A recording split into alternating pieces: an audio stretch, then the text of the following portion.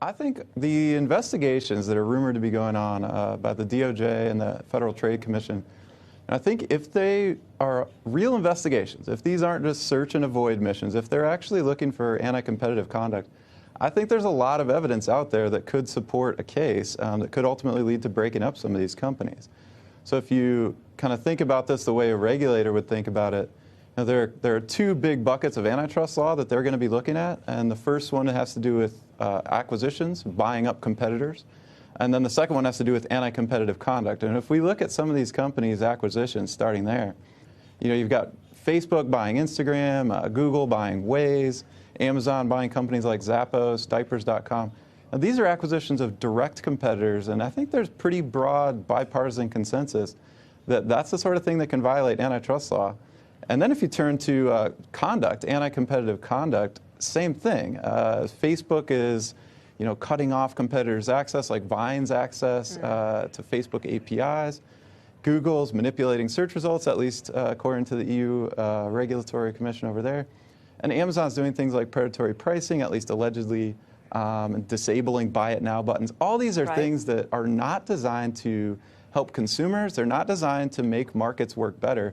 They're just designed to disadvantage competitors and actually harm competition. They're not designed to help consumers, and yet in the end, it seems like consumers are in fact benefiting from a lot of these companies buying up a lot of other companies and some of these practices. Mark, I'm wondering where you stand on this and where you see the worst case scenario being. There was an interesting note out from Needham today on Alphabet saying that even if the DOJ breaks it up, there could be 50% upside for investors. That could actually unlock a sort of sum of the parts sort of thing where it's worth more than it is whole. So a couple of points. One, look, I think the market consensus is that Google is the company most at risk. That seems reasonable to me. Second, I'll defer to John on most of the legal stuff. But I'll just make two simple points. I think the consumer value proposition of these companies is absolutely compelling. You look at customer satisfaction surveys, especially of Amazon, it's higher than just about any company in the country, probably in the world. The value that they've created for consumers, I think, is really emphatically clear. And look at Amazon and its business. Look, they account for less than 50% of online retail.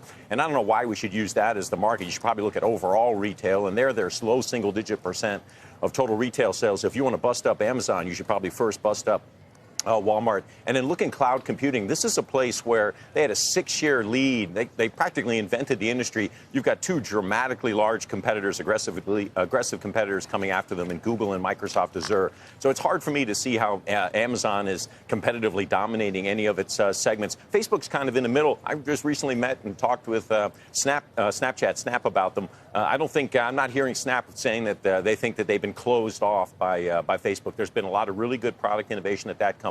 So it brings me back to Google. And I think Google has done some things that have been pretty aggressive. They've been correctly, in my limited opinion here, limited legal opinion, they've been correctly fined in the past. I think this is probably the company you most need to monitor.